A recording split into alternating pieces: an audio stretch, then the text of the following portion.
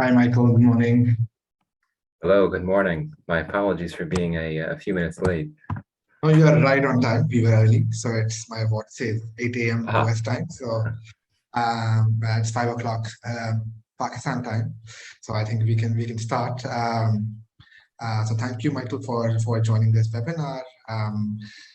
For those, I think most of the people over here know me. My name is Ali Farid Khwaja. I'm the chairman of KTrade. I'm delighted to have Michael Kugelman as our guest speaker today to talk about US-Pakistan relationship, especially in terms of their impact on Pakistan's economy and the significance of that relationship for Pakistan's economy.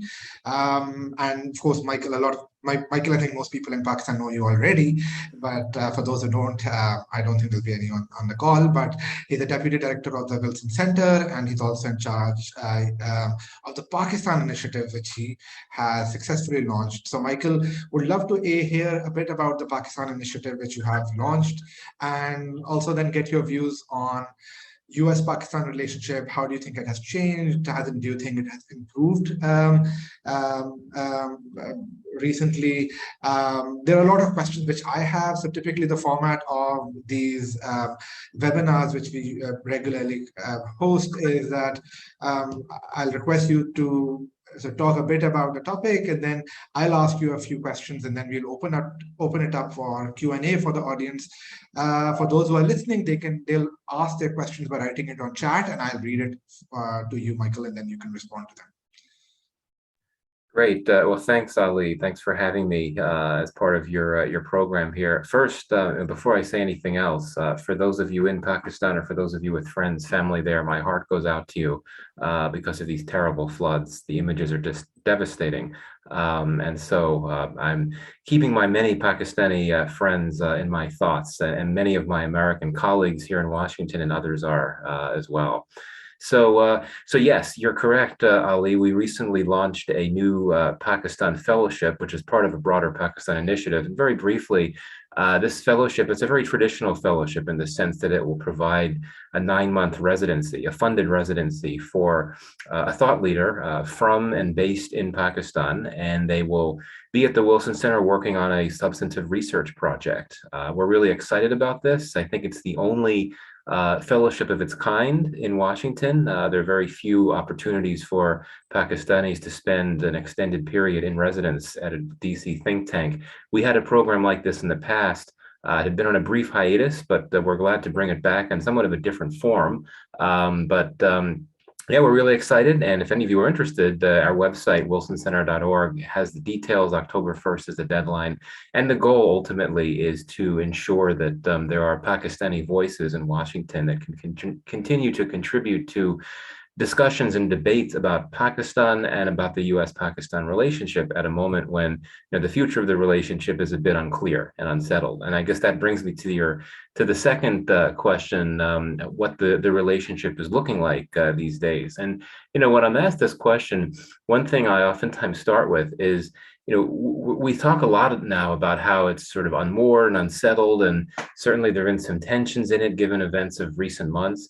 But to put things into proper perspective, I don't think that the relationship is anywhere near as bad or fraught or dysfunctional as it was, say, in 2011, 2012, when you had a series of rapid-fire crises that hit the relationship, from the raid on the Bin Laden compound to the Raymond Davis affair, or for that matter, the late 1990s, when, of course, the U.S. government sanctioned Pakistan when it became a formal nuclear weapons state. So things are not as bad as they have been in the past, but indeed things have been a bit unsettled. I would argue that the emergence of the new government, or the government that took office several months ago in April, I think has created the space for created more healthy spaces for the two sides to discuss the possibilities and parameters of future partnership. Just because, of course, the previous government, the Imran Khan government, toward the end, the allegations of U.S.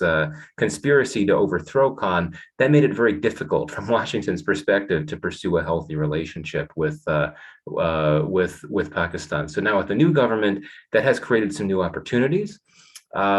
I would argue that there are certainly some considerable constraints to the relationship that would be in place no matter who is leading the government in Pakistan, one being the geopolitical constraints that for the US, competition with China is the preeminent foreign policy priority. And given Pakistan's close partnership with China, I think that imposes some limits on the relationship, particularly because the Biden administration's main Asia policy, its Indo-Pacific policy, really revolves around the goal of countering Chinese influence, which is obviously something that Pakistan would not want to be a part of. So I think one of the questions moving forward is, can the US and Pakistan figure out ways to continue to operate and continue broaden partnership even within that constraint? And of course, separately, the U.S. The continued deepening of U.S.-India ties is, I think, problematic on the Pakistan side, particularly now that the U.S. and India are starting to implement a number of defense accords that they've signed in recent years, which means you're going to have a lot more sensitive weaponry and technology and other types of equipment going to the Indian military from the U.S.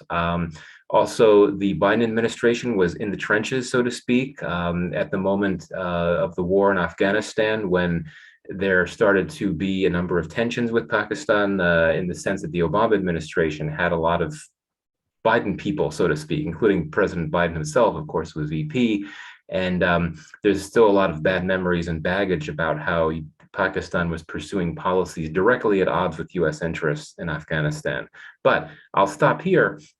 I do think it's encouraging to see in recent weeks indications on the part of the US to look at the relationship with Pakistan through a purely non-security lens, which is something that I've pushed for quite some time. I don't know how successfully, but the fact that we had very senior U.S. officials, for example, from the State Department, as you would know, the top official focused on investment, spent several days in Pakistan in talks. And now, I mean, you never want to sort of look at the floods from a positive perspective. If there's any silver lining from the floods, I think this has created additional openings for the U.S. and Pakistan to cooperate. There's a bilateral health dialogue that the new U.S. ambassador in Pakistan launched several months ago that could perhaps serve as an institutional mechanism to anchor cooperation on U.S. assistance to Pakistan to help with health relief amid all this upsurge in concerns about waterborne disease. And I think that trade and investment certainly is something to look at. We could talk about this further. I do think the challenge for Pakistan is to convince American officials and also American investors and financiers that it's more advantageous to invest in Pakistan than it would be in Bangladesh or especially India, where the perceived advantages in Pakistan are also present in those countries as well. So bottom line is it's a bit of a tricky period for the relationship. It's been a lot worse, but I am encouraged by some of the indications we've seen in recent weeks. Thank you for that. That was very comprehensive and second at the same time. There were a few important things which I found very interesting. This shift away from the focus from military and the strategic lens to and a broader engagement, maybe excluding those areas, would perhaps be much more beneficial to Pakistan, and perhaps it could be start of a much stronger relationship compared to what we have had in the past, which was primarily from a military and military engagement perspective. Michael, I want to take a step back in time a bit, because a lot of people in Pakistan are very curious in terms of what broke the relationship, or what was the reason why Biden administration and Imran Khan's government did not get along well? Because prior to that, it did feel like Imran Khan's government, PTI's government, was trying quite hard to get friendly with the US, former US president, with President Trump, and then Imran Khan was very happy when he had the meeting in White House, and he called it a big success of his to be able to develop that relationship with President Trump. So what do you think was the reason why things changed, especially with the new president? Yeah, so I would say that from a U.S. perspective, from a U.S. government perspective, the relationship with Pakistan is a purely transactional one, which I know for many it's a bad word, but that's very typical for U.S. relationships. It has very few non-transactional relationships. You have to look at its special relationships, so to speak, with countries like the UK and Australia and Israel and several others like that. So there's nothing wrong with having a transactional relationship, but it does mean that U.S. actions toward bilateral partners will be guided by what its interest dictate it should be doing, not out of a sense of charity or genuine desire to broaden relations. So yeah, going back to Imran Khan and the Trump administration, as you would know, the first year or two of the Trump administration, relations with Pakistan were very bad, and of course Imran Khan was not yet prime minister at the beginning of that, but Donald Trump said some very nasty things about Pakistan, and he ordered all security aid to Pakistan be frozen, and it still has not been unfrozen to this day. But it was when, quite frankly, President Trump decided that he really wanted to get out of Afghanistan. This was, 2018, getting into the 2019 period. And he decided that Imran Khan could be helpful, and Pakistan more broadly could be helpful in bringing the Taliban to the table to negotiate with the U.S. On a withdrawal agreement. And so, as I understand it, the Trump administration directly appealed to Prime Minister Khan for his assistance, which he provided. And that was then why the relationship got went. And I think that Khan, appreciated that a U.S. president was reaching out directly to him. I think his personality is such that he would appreciate that type of attention, for understandable reasons. And that's why we had Khan invited to the White House for that very successful, at least from a public relations perspective, very successful visit to Washington, where Khan, really was treated like a king. Not only did he meet with Trump, but he also he had meetings with many other senior administration officials, key Capitol Hill leaders. There was a very large reception for him, hosted by the top congressional leadership. And I think part of that, quite frankly, was the Trump administration and also the others in the legislative branch, for that matter, wanting to sort of convey to Khan that the U.S. appreciated what he was doing with the Taliban, but that it's good for Pakistan to keep doing that and not cause any problems for the U.S. and Afghanistan, as it was trying to initiate steps toward a withdrawal. So then with Biden, the situation was different, because President Biden decided that he was going to get out of Afghanistan and honor the agreement that the Trump administration signed with the Taliban. And in that sense, he didn't feel a need, quite frankly, to engage directly with Imran Khan. And I know there have been a lot of questions in Pakistan. Why did Biden never call Imran Khan? I think that's quite frankly the reason, that he just didn't feel a need to. And in a transactional relationship, he wasn't going to pick up the phone just to talk to the prime minister for the sake of talking to him. And one more point, I do think that the public reaction from Imran Khan to the Taliban takeover was not received very well here in Washington, where, as I recall, he essentially said that Afghanistan had removed the shackles of slavery, which sounds like support for the Taliban takeover. And I think for many in Washington, who again knew what Pakistan's policies had been in Afghanistan for quite some time, it brought to mind, that this dominant, overwhelming view in Washington that Pakistan had backed the Taliban forevermore, making things very difficult for the U.S., contributing to U.S. deaths in Afghanistan. And so I think that comment from Khan really grated on the administration, including Biden. I don't have first-hand account of that, but that's my sense. And that could be another reason why Biden didn't want to engage directly with Khan. Though, final point, I should say that there was plenty of engagement between senior officials on both sides, right? I mean, we had Blinken and Austin, the Secretary of State and defense ministers. They engaged with senior officials in Pakistan, including the military leadership, just not Khan himself. That's very interesting, because and in line with what I had heard, and it's slightly different from the mainstream narrative, which I think was kind of alluded to by Imran Khan, that it was his denial to grant U.S. Military bases, which was the breaking of the relationship. But it seems as if it was a longer and multiple issues which had happened even prior to that interview of his, which he has quoted many times in public press. Well, Oh, sorry. Just a quick response to that. On the issue of bases. David Hale, who of course is a former U.S. ambassador to Pakistan, is now at the Wilson Center as a fellow. He said at an event that I hosted some months ago that, to his understanding, the U.S. had never actually made inquiries about basing possibilities in Pakistan, which is a very interesting point coming from someone that would know. So I just put that in. I just add that to the discussion. Thank you for sharing that. So I have a follow-up question to that. That it's very interesting as you described that essentially it's a transactional relationship, and so if that's the case, like how important, and I want to understand how important are relationships, like personal relationships, in that. So for example, like there is a school of thought in Pakistan that perhaps if President Trump or Republicans come back to power, then perhaps US-Pakistan relationship will improve. And that's in line with the historical data which we have, that typically under Republicans, the US-Pakistan relationships are better than those under the Democrat president. Do these things play a role, or do you think the relationship will remain transactional, which means that we will need to wait for the next important transaction? Yeah, that's a good point. A good question. I don't think we should overstate the importance of personality. I think that the relationship, the way it's structured, indicates to me that, at least from a U.S. perspective, it's really goals and interests and policies which generally are, I think, shared. The U.S.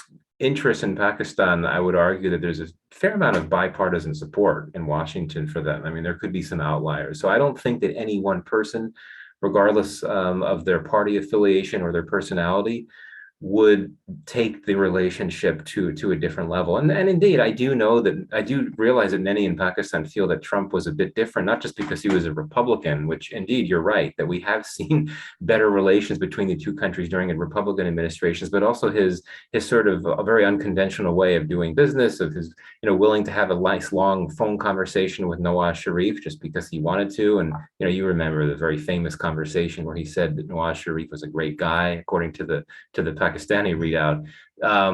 But even with Trump in office, the relationship didn't change in a big way. I mean, yes, it was in a good place, especially when he was asking Khan to help bring the Taliban to the table. But again, the relationship has oftentimes been in a good place, and especially when the two sides decide that it's important for them to find ways to work together. So yeah, I wouldn't overstate the importance of personalities here. I do know that we're in an era in international relations where personal diplomacy is important and symmetry is a big deal.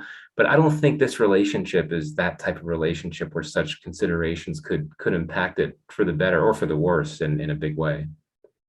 Interesting. So two follow-up questions from that.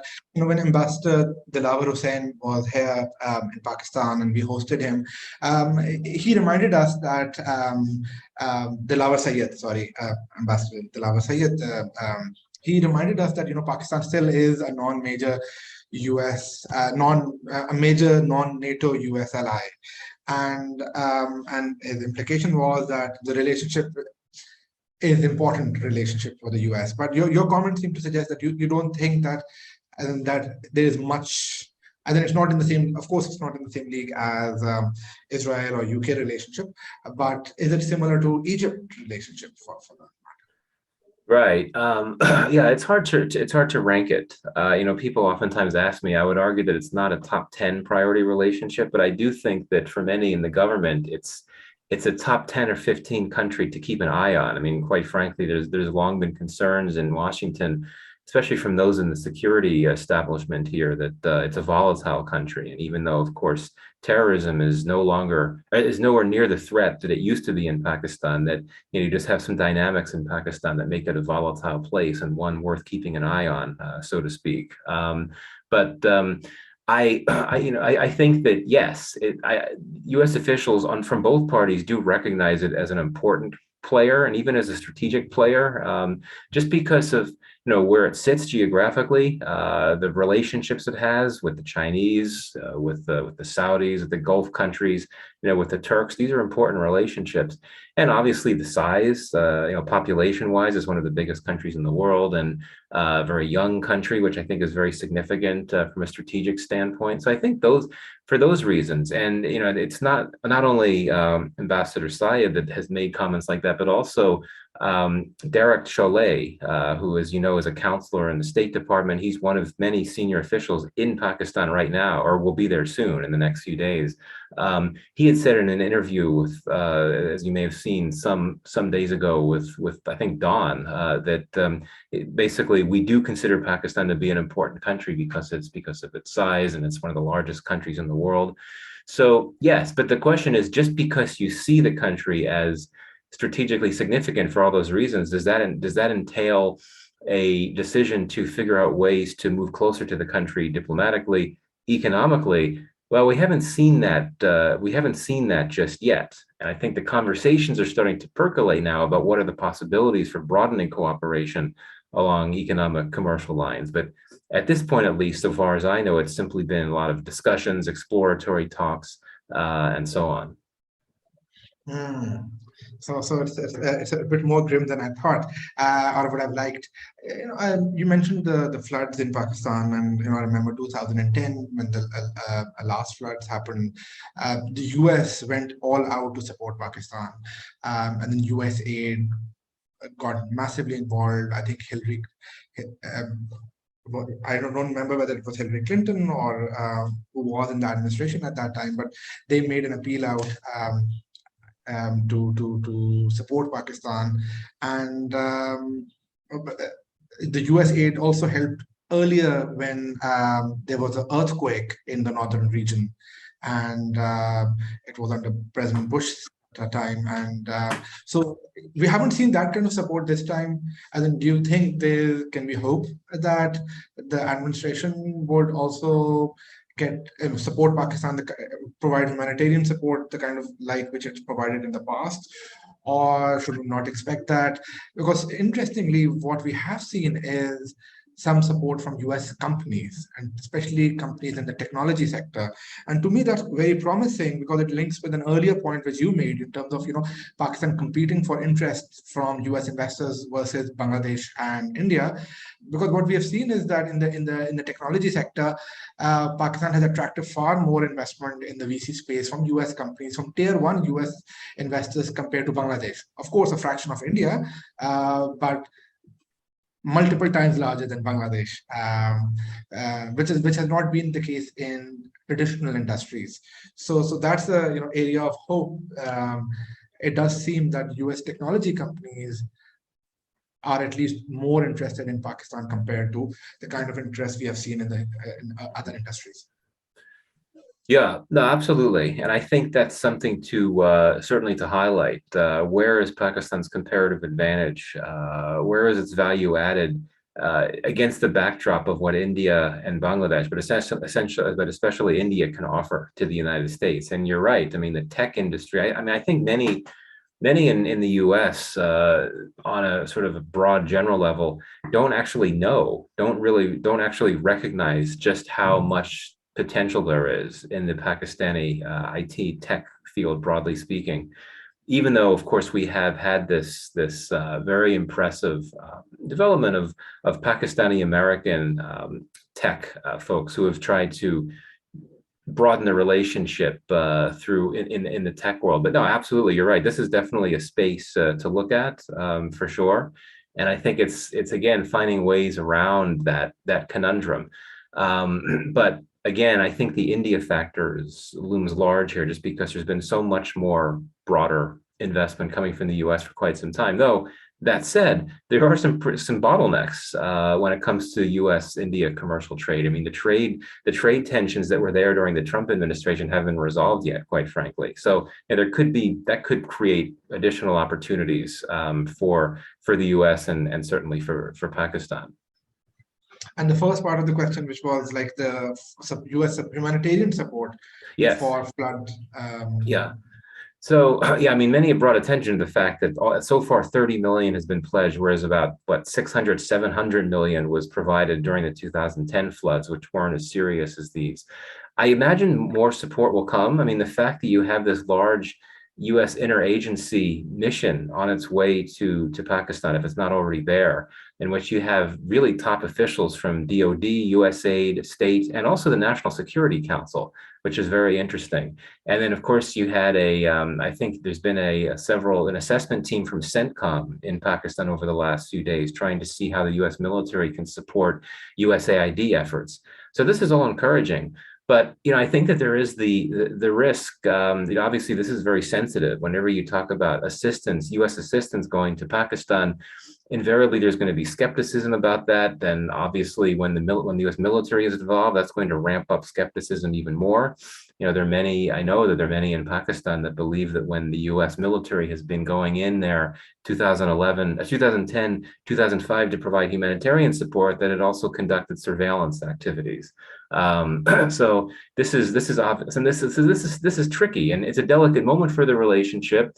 There are opportunities, but the last thing either side, certainly the U.S. side, but also the Pakistani side, I think, would want at this point is for there to be new upsurges in anti-American sentiment or criticism of U.S. humanitarian aid. And I do think that the opposition, quite frankly, would be ready to capitalize on such sentiment. But I do think that we will see more assistance from the U.S. that has been pledged to this point, but I don't think we'll see anything like what we saw in 2010. The main reason being logistical, that at that time it was the height of the U.S. surge in Afghanistan, and it was very easy to have U.S. military helicopters at the ready to undertake evacuation missions, and that's a lot of what the U.S. military did in 2010, the evacuations of stranded folks. So I don't know if we'd be able to see as much of that now, though. I guess nothing can be ruled out. I imagine that the current government in Pakistan would welcome any type of U.S. assistance, even if the U.S. military is involved. And my point is, I think donor fatigue is a real concern. So I really hope that my government will step up and do more to provide humanitarian aid, given the unbelievable scale of this crisis. No, and thank you on this for your support. I know you have been highlighting this issue both in your writings as well as in your interviews, as well as on your social media, your Twitter, which is followed by a lot of people. So thank you for that. And the last question from my side, and then we'll take the questions from audience, and people have already started writing questions, is that what will be your advice? And you are launching the Pakistan initiative. How do you think Wilson Center or the Pakistan initiative of that, what should Pakistanis do to improve the relationship with the US and get it outside of, broaden it from just a strategic engagement perspective to more trade and investments? Yeah, so I think it's a great question, and it's certainly a underlying question that's going to drive a lot of the activities of our new Pakistan initiative, is how to make this relationship work in broader ways, and ways that would be less toxic than in the past, i.e., let's think beyond security only. And I think that's the gist right there. I think that it's important for both sides, especially the American side, quite frankly, is to buy into the idea that this relationship can really flourish and take off if it's pursued more beyond official channels, right? We've seen that there's such a great legacy of people-to-people relations. We've seen this through educational exchanges. We all know that Pakistan's Fulbright program is the biggest of any country. And obviously the business exchanges, you and others listening here would be aware of that. Many in Washington, quite frankly, don't even know the US-Pakistan Business Council exists. I mean, those of us that study Pakistan and the US-Pakistan relationship know, but it's been there for many years. Obviously, it's never going to have as large of a membership as the US-India Business Council, or even the US-Bangladesh Business Council, which is relatively new. But you've got a great number of great American companies that are members of that group and are keen on investing. SB Jalali, who I'm sure many of you know, she's very passionate, or has been very passionate about driving that commercial partnership. So there's a legacy there. I think the diaspora in the US is critical. It's, I believe, the second fastest growing Asian diaspora in the US. And there's a lot to offer. My view, quite frankly, is that there's some divisions and disagreements between different aspects of the diaspora about what role it should play, but certainly there are parts of the Pakistani diaspora that are keen to do their part to strengthen relations with the U.S. And I think that's something that could be capitalized on. There was a point, I think, during the Obama administration when there was actually a new desk formed at the State Department exclusively focused on diaspora affairs in the U.S.-Pakistan relationship. And I don't see why that type of desk shouldn't be brought back if it's not still there. I don't think it is still there. So yeah, I think that the goal should be trying to capitalize on the legacy of people-to-people relations, the relationship pursued through non-official channels, because the more you have of that, the better the relationship could be more broadly, and hopefully that could feed into the official relationship down the road. I mean, we've done track twos at the Wilson Center in the past. That's something that I hope to do again, though having a fellow from Pakistan with us for 9 months is sort of like an ongoing track two type of arrangement. Just having conversations on both sides regularly is important. I know that some in Pakistan have called for the return of the strategic dialogue, which of course was launched during the early years of the Obama administration, and it entailed regular conversations on high levels on a variety of issues, energy, women's issues, education, and so on. It was disbanded once the relationship went downhill.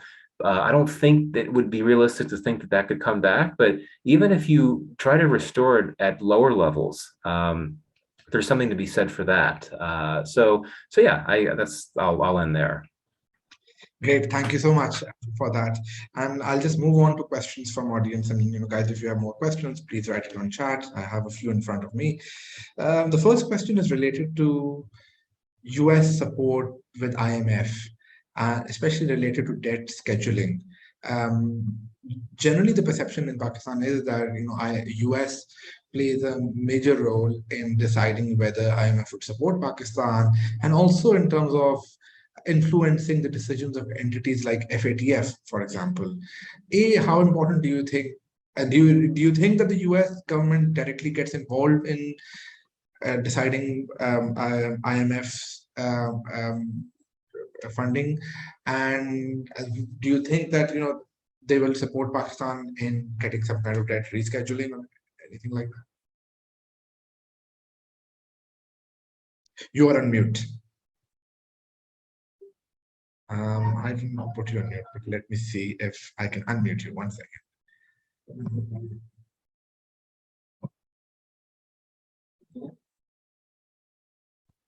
Thank you. Sorry about that. I muted myself to have some water and then didn't realize I couldn't unmute myself. Thank you.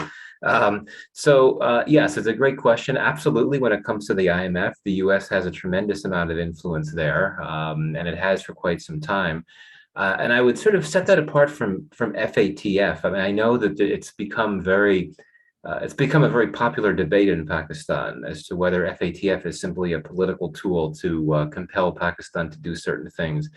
And I think that I wouldn't overstate that. FATF, as I understand it, is a very technically focused agency. And, if you are put on a watch list, as Pakistan, of course, was recently and has been in the past as well, you're given a very specific set of tasks, an action plan that you must undertake to warrant removal from that list. And if there's indications that you're taking those steps, you'll be removed. If not, you won't be. And, indeed, one can't rule out the possibility of some members, like India, for example, trying to push for, the FATF to take a harder line and so on, and not be willing to give Pakistan the benefit of the doubt on certain things. But I would argue that it's not as politicized or political as many in Pakistan think it is, right? Pakistan, for several years, or for a year or so, Pakistan had essentially fulfilled all of its action point items to get off the watch list, except for a few that were very difficult because they entailed the big steps like convictions for internationally designated terrorists on terrorist financing charges. And so then that happened toward the end of the Khan era. Hafiz Saeed received a fresh jail sentence for terrorist financing of 15, 20 years. That did the trick. that's what prompted FATF to say that Pakistan would be coming off soon. It wasn't something else that happened. Likewise, it's not that Pakistan did not come off the FATF because it had done everything, but the U.S. was trying to use it as a tool to get it to do things to help Pakistan, to help the U.S. Pakistan had not completed the final step in the action plan. So I think that's my on the FATF. IMF, yeah, IMF is different just because the US has a considerable amount of influence given how much of a stakeholder it is in the IMF. I think that it's true that if you go back to the Trump administration, that believe there was a big push from the administration to push the IMF to ensure that it not help Pakistan, and not provide assistance to Pakistan unless Pakistan pledged to rein in these Chinese loans. I don't think that was happening in this case in the Biden administration with the current negotiations. But at the end of the day, again, these negotiations that Pakistan has with the IMF, they proceed as they do, and even there, I wouldn't overstate this idea of the U.S. lurking behind, trying to impose its what it wants to see from Pakistan. So I think just given the nature of US-Pakistan relations and perceptions of the US, perceptions of US policy in Pakistan, where there's a tendency to always assume the worst about US intentions, I do think there's a tendency to overstate just how politicized these agencies and organizations can be. God, thank you. So the next question is, I'm just reading the question. So what is the way ahead for Pakistan with US when China is increasing its exposure via both external loans and direct investments? Similarly, why isn't the US encouraging more investments in Pakistan to counter China's influence? Yeah, that's a great question. So I actually think I like to give this example. Remember several years ago, about 3 years ago, almost 3 years ago, Alice Wells, then a senior US official at the State Department, she gave a speech at the Wilson Center where I work about CPEC. And it was obviously very controversial because she was witheringly critical of CPEC. It was very unpopular in Pakistan and in China, of course. But many people don't remember, people think of the first part of the speech when she laid into China and its investment model and why CPEC is wrong and BRI is wrong. People don't remember the second part of the speech when she actually was laying out a vision for how the US could essentially do a better job of investing in China, in Pakistan than China could. And so she was basically trying to argue, as the Trump administration and also the Biden administration have done, that the Chinese investment model is opaque, it's predatory, it's bad, etc. Whereas the U.S. does it better with more transparency and so on. One could argue the merits of that argument, but I think the point is that Wells was making very clear that the U.S. does see itself as a better alternative, as an investment partner in Pakistan to China. And I don't think that sentiment has changed with the Biden administration. I mean, we haven't had an equivalent of that speech from the Biden administration. But I do think that the US does not want to let the reality of China's very deep commercial presence in Pakistan get in the way of potential US investments.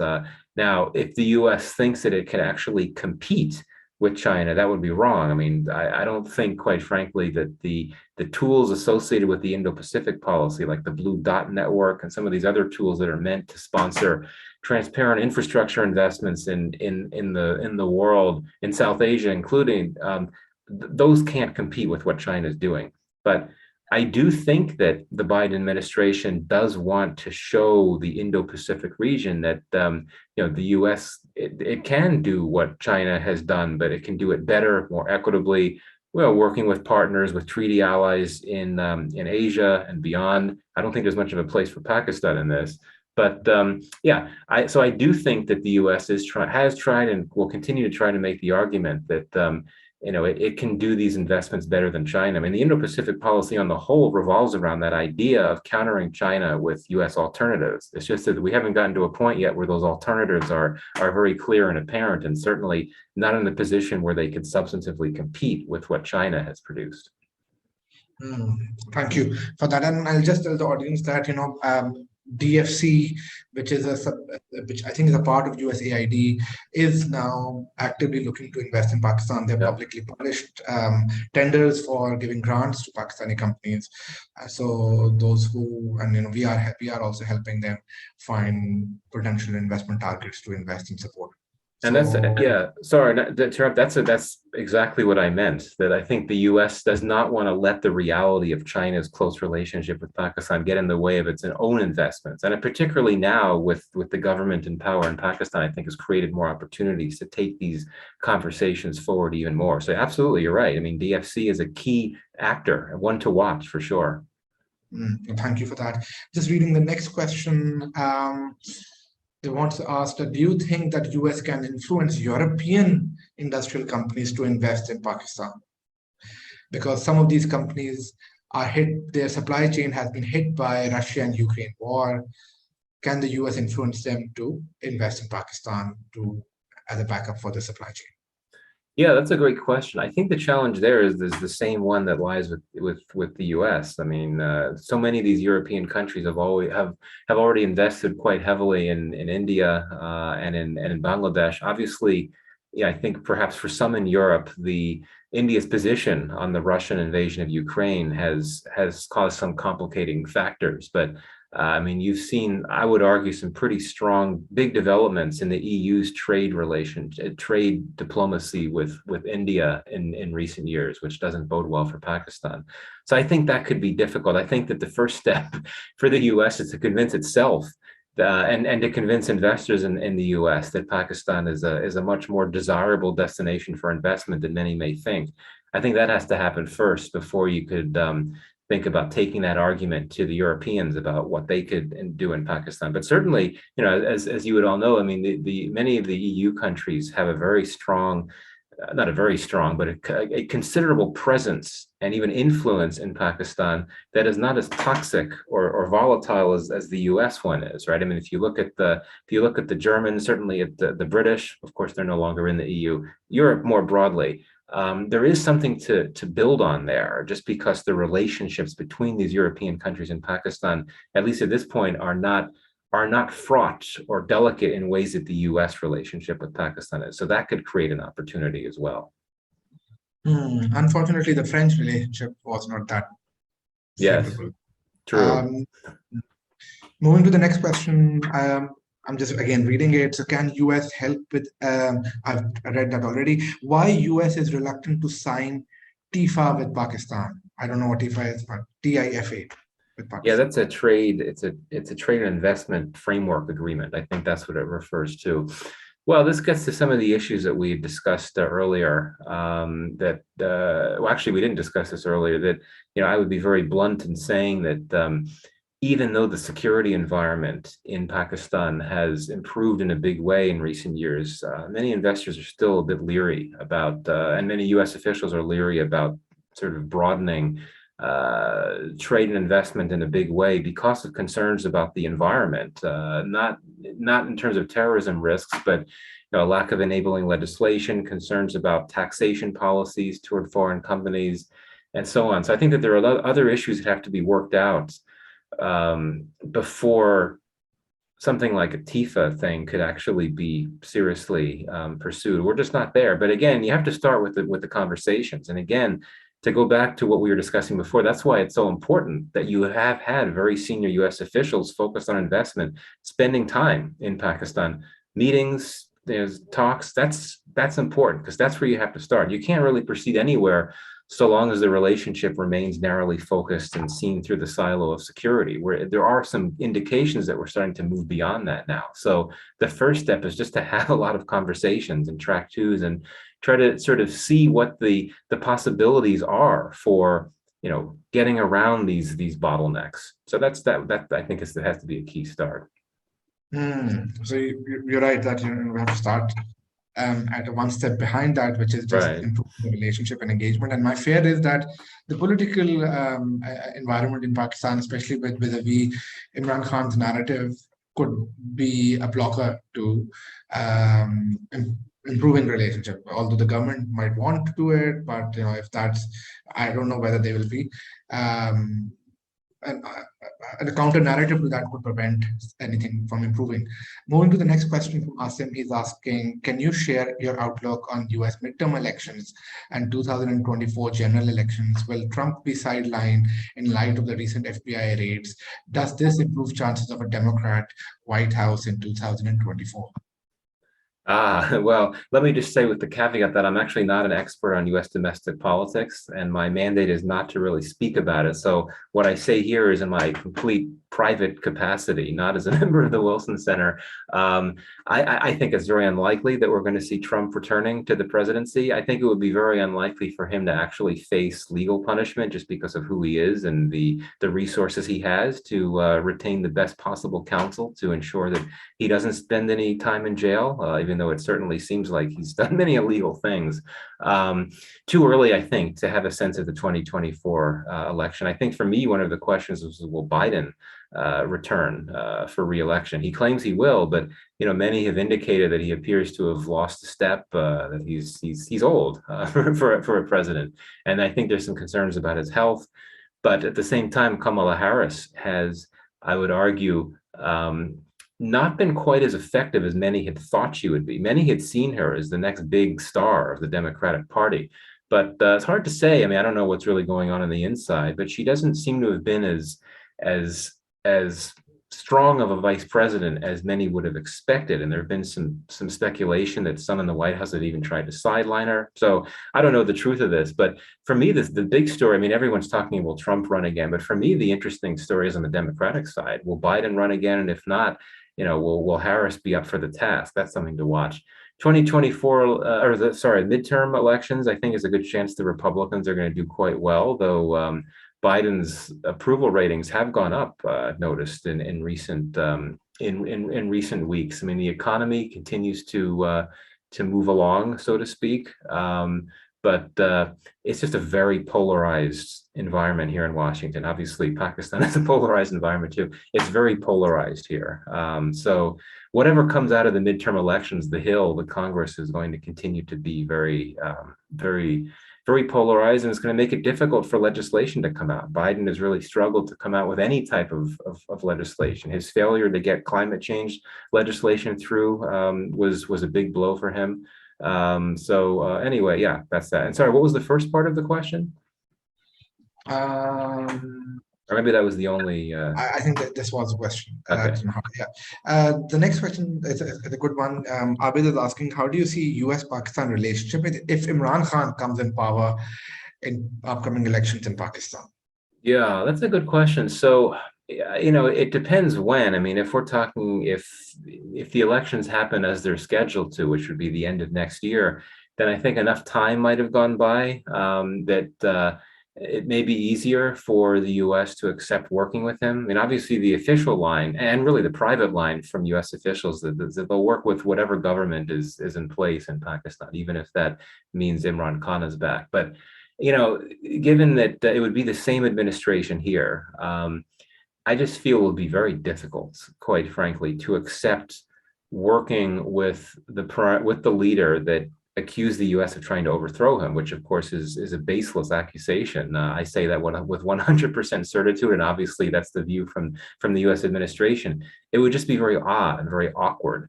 And that would be a problem because I think it's so important for the relationship to proceed along, emphasizing the relationship between the civilian leadership on both sides. I think it's unfortunate that for many years the U.S. has tended to privilege its relations with the Pakistani military, and as I understand it, even when you had those tensions at their height, when Khan was ramping up his U.S. conspiracy allegations, it was not interrupting the relationship between the two militaries, which are unaffected.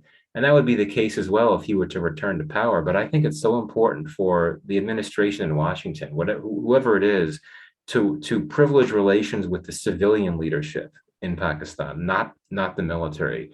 But that could be difficult with Khan in power. But that said, I mean, we've seen that the PTI appears very keen to get things better with the U.S. I mean, we now know that they've retained public relations firms to try to, which I guess is being done by the PTI here in the U.S. to try to strengthen relations with the U.S. I've said publicly and privately to PTI leaders that the best way to improve relations with the US is for the top PTI leadership, including Khan, to just stop with the US conspiracy imported government narrative, though they I don't think will listen to me. Obviously, it's a narrative that plays well politically in Pakistan as well.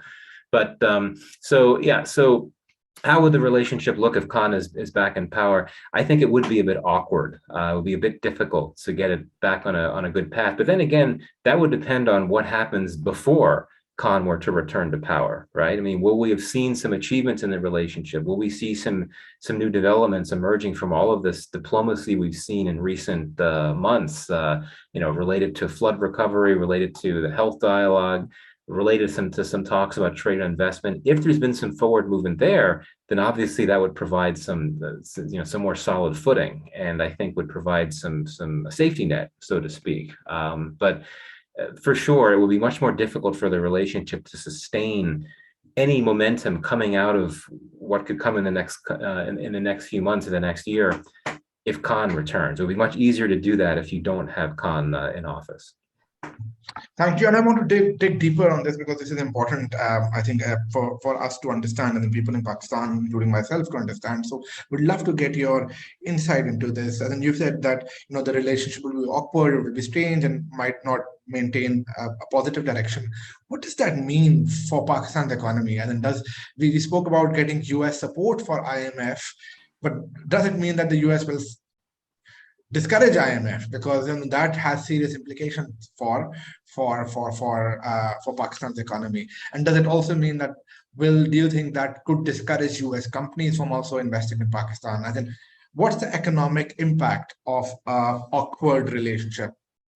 So, I would argue that the top US interest in Pakistan has long been and will always be stability. And so if the US were to decide that it wanted to push the IMF not to help Pakistan, that given the dynamics of Pakistan's economy, I think that IMF assistance support will be needed for quite some time. And I think from a US perspective, if it were to pressure the IMF to just not work with Pakistan, I think that could then create conditions in Pakistan that raise the likelihood of more economic distress, which could then raise the risks of urban unrest and violent protests and instability, which are not good for US interests. So even if Khan were to be back in power, I don't necessarily think that the US would want to make life miserable for Pakistan in terms of making it difficult to get economic support from the IMF. I don't see the Biden administration doing that. I think that would be unlikely. But I think where the concern would be is if Khan were to maintain the US conspiracy narrative, and especially getting closer to the elections in Pakistan whenever they happen, if you start to see protests in Pakistan that sort of ramp up not the anti-US sentiment, the anti-US sentiment, but sentiment against the US, against US policies, if we start to see more images of flag burnings, which we haven't seen too much of, there has been some of that in the last year, but not as much as we've seen in the past. But if Khan's rhetoric were to lead to public sentiment in Pakistan being more virulently critical of the United States, that I think would be concerning for US investors, whether existing investors or potential investors, for obvious reasons. So I think that is what we would have to worry about. And I know that US investors, especially potential investors, would be watching that very carefully. What impact would a return of Khan have on public sentiment and possible anti-American sentiment? What would that mean for investor perceptions? I think that's something that we really need to focus on in the coming months. And the second question, slightly funny question. Do you think that Imran Khan PTI has hired a good lobbyist? Do you know this firm? The lobbyist which PTI has hired in Washington, is this a good firm? To be honest, I don't know. Though I know that the Pakistan has used, I think they may have used that firm before, maybe not this party, but I don't know. I'm not sure. I can't speak, though I'm sure that they would only go for the best, right? Understood. Leading the next question, do you think the US has significant trust issues with Pakistan, considering Pakistan close ties with China and friendly ties with Afghan Taliban? Can this be the reason for US to invest and focus more on India to counter both China and Pakistan as a part of Indo-Pacific policy?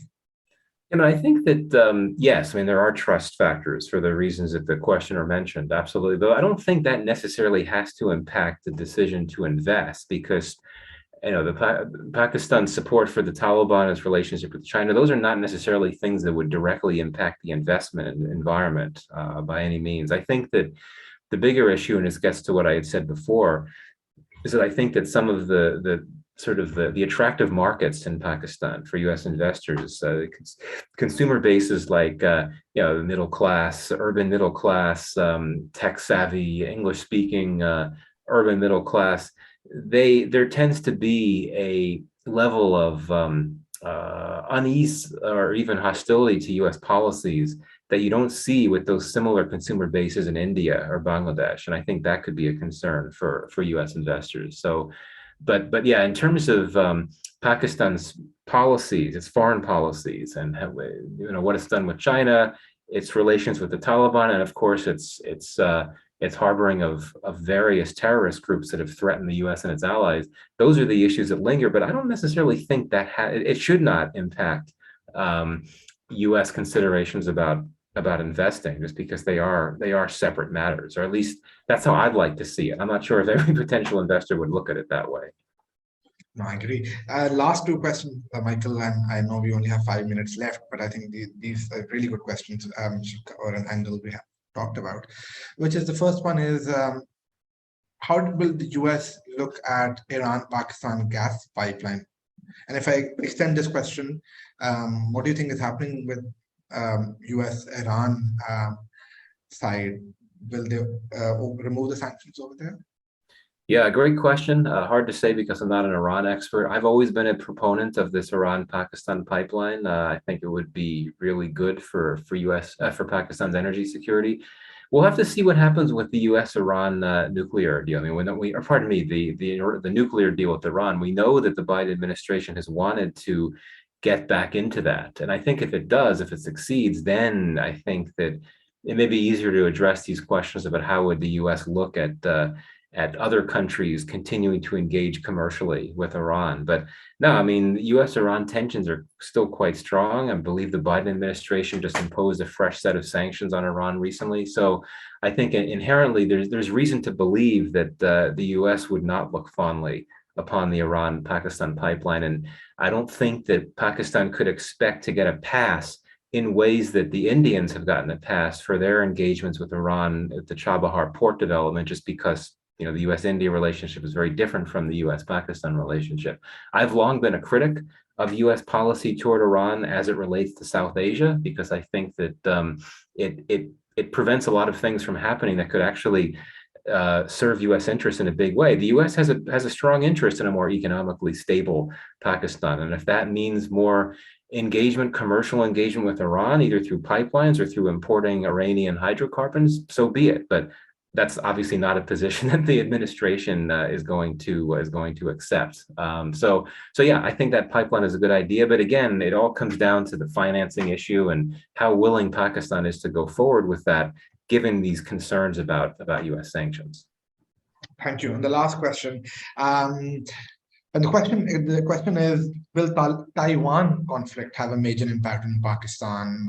And do you think Pakistan will be forced to join a side just like has happened in Ukraine? So if I extend this question, how do you think China will react to the Indo-US policy or US Indo-Pacific policy?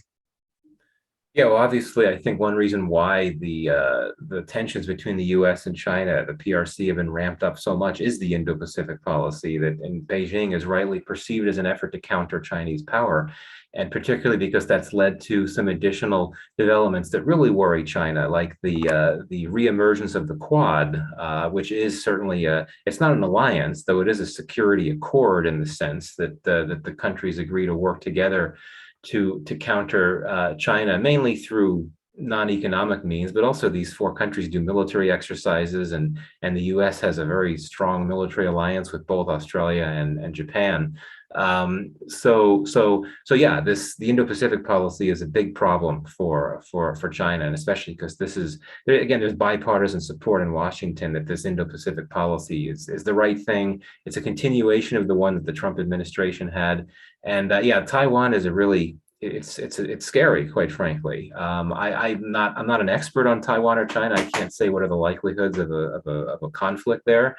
I don't think that Pakistan would get dragged into this just because I think that it's so much aligned with China that I don't think the US would expect it to sort of come out and take America's side. Whereas obviously with India, India is very close to Russia, but India is also very close to the US, and it's seen its relations with the West grow in a big way in recent years in ways that has not been the case with Pakistan and the US and the West. So yeah, it could put Pakistan in a tricky position, but I don't think it would find itself facing the type of pressure that India has faced through its whole experience with Russia. But it is notable that some of the harshest critics of India and Pakistan, including Imran Khan, have actually praised India for how it's managed to balance those competing pressures and pursuing this independent foreign policy. That's why Khan was lavishing praise on India during his last days in power, which is sort of an interesting commentary on the importance of this idea of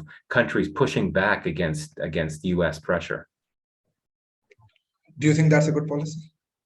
Do you think India's policy, as in India's policy, is a good policy? I mean, it's good for India's own interests. I don't necessarily think it's a good policy if India is seriously interested in moving closer to the US and the West in the coming years, which I think it is. So it certainly is a risky policy, not now in the immediate term, because the US and the West have recognized that this is how things are going to be. India is not going to suddenly sever its relationship with one of its most important partners. But I think that it could face more pressure India could face more pressure down the road if it continues to import so many arms from Russia, and especially if this war drags on, if the war expands, if NATO were to become involved in some way, which I don't think will happen. If Russia were to expand its war into a NATO country, then India would really find itself in a tough spot. But I think that it serves India's interest, because from the start, India has emphasized this idea of autonomy, flexibility, independence in its policies. And I think that as a case, as a role model, that's making it difficult for other countries, because everybody would want to be like India, and for as you mentioned, for obvious reasons, and that could be more challenging. So Michael, thank you so much for your time and all the insights which you gave, and it was extremely insightful as always. And again, thank you from me and my team, and if I can speak on the behalf of other Pakistanis, for your A, coverage on Pakistan, B, for launching the Pakistan initiatives, and also lastly, your raising the voice for the flood defectees. Well, thank you very much, Ali. I appreciate that. Thanks for having me. And thanks to all of you for listening. Thanks to the great questions. And yeah, everyone, please stay safe, especially for those in Pakistan. This is a great discussion. Thank you. Thank you. Take care. Okay, Have a take nice care. day. You too. Have a good night.